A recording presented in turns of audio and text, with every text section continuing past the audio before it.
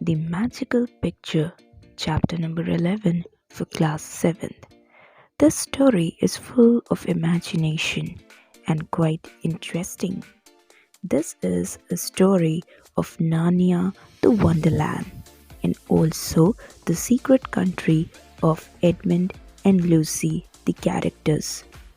For them, Narnia was a real place and they had visited twice in reality but through magic. Here, Edmund and Lucy came to spend their summer with their cousin Eustace.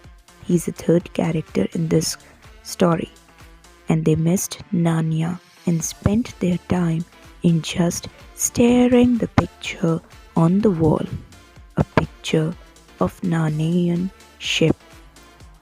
Eustace never believed in either Narnia nor magic. The things in the picture were moving and could see the front part of the ship into the wave and rose up suddenly due to sea waves, and then waves went back behind Lucy.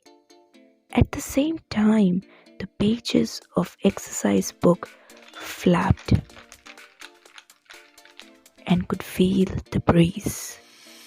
Lucy's hair was whipped round her face, but this wind was actually blowing out of the picture towards him. Suddenly, the noise of wind came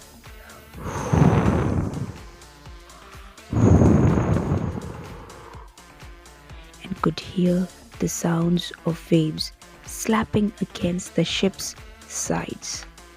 The smell of the briny water, its wildness, really convinced Lucy that it was not a dream but in real. Suddenly, Eustace's frightful voice could be heard and said, "Stop it! You two of you are playing tricks! Stop it!" But when the cold, salty wave came out of the frame of the picture and smacked on their face, they became dead and breathless.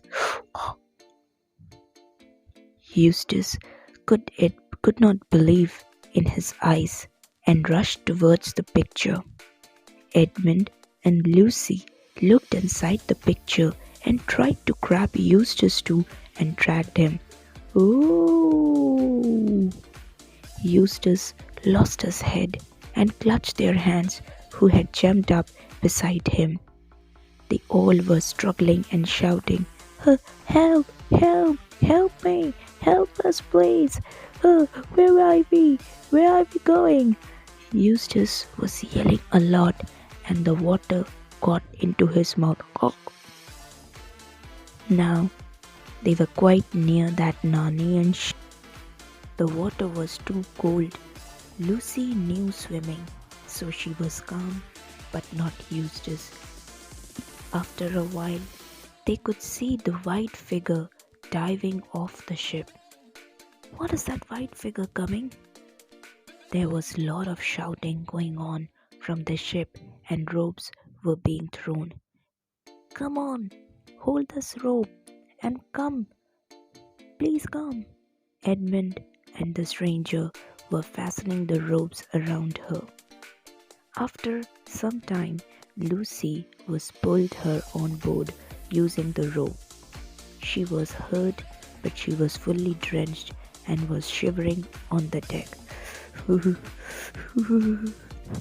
totally drenched. It's so cold." Then Edmund and Eustace were pulled up. Lastly came the stranger with the golden-headed boy. His name was Caspian, the boy king of Narnia, whom they had helped to set on the throne during their last visit. All shook his hands and was happy to see him here. Eustace was so panicked and wanted to go back his home and was crying, "Let me go back. I don't like it at all. I want to go back home. I don't want to be here. Please find something.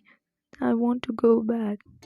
Eustace tried to see that picture frame hanging above the sea, but failed to see anything, as the blue sky and the blue sea waves had no break in between.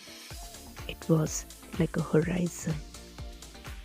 Eustace was sick and his heart sank as he was longing to go back home but couldn't find way to go. This story has been taken from The Voyage of the Dawn Treader by C.S. Lewis.